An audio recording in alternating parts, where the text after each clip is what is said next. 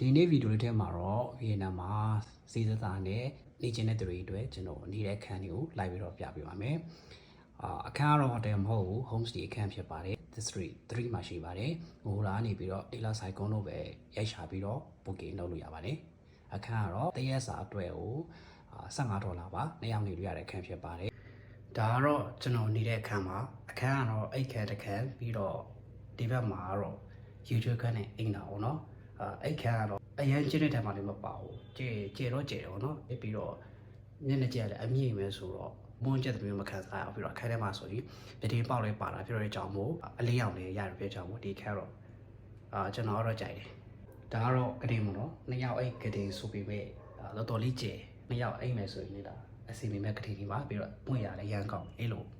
တော်တော်လေးဟိုအိတ်ပျော်တယ်ပေါ့နော်ပြီးတော့အခန်းထဲမှာဆိုရင်အဲကွန်နဲ့ပါတယ်ဒီဗီယက်နမ်အသိတဲ့အတိုင်းပဲအရန်ပူတာဆိုတော့အကိုလေးနဲ့မှနေမှာအဆင်ပြေတဲ့ဆိုတွေတို့အတွက်ဒီခံရကတော့အဆင်ပြေမှာပါအလုပ်လုပ်ဖို့တစပွဲခုံရှိတယ်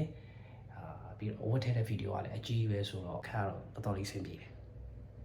ခါတော့အကောင်းရွေးမဟုတ်ဘူးနော်ကျွန်တော်မကြိုက်တာဒီဂျိုကတ်နေလားတော်တော်လေးချင်းတယ်ကျင်းတဲ့ထဲမှာမှအင်တာကတော့ဒီထဲမှာလောက်ထားတော့နော်တော်ချင်းတယ်ထွက်ရောက်နေရတာအဆင်မပြေဘူးရေချိုးခန်းကတော့နည်းနည်းကျင်းတယ်ပြီးရေချိုးခန်းကလည်းသူလုတ်ပြီးထားတဲ့ရေပန်းတွေကအဆင်မပြေတာမျိုးတွေနည်းနည်းရှိတယ်ပေါ့နော်ဒါပေမဲ့ကြည့်လိုက်မယ်ဆိုရင်ပြရတဲ့စီနဲ့$15နဲ့ဆိုရင်မျိုးချစ်ချင်းဝန်းနေရတယ်ဆိုတော့တန်တယ်လို့ခံစားရပါတယ်ကျွန်တော်တော့ဒီခန်းကိုသဘောကျတယ်အဲ့တော့အခုကြည့်နေတဲ့သူတို့ထဲမှာဘလို့ထင်လဲမသိဘူးဒီခန်းကြိုက်တယ်ဆိုရင်ဒီ luxury ကွန်လို့အခုလာနေရိုက်ရှာပြီးတော့ booking လုပ်လို့ရပါတယ်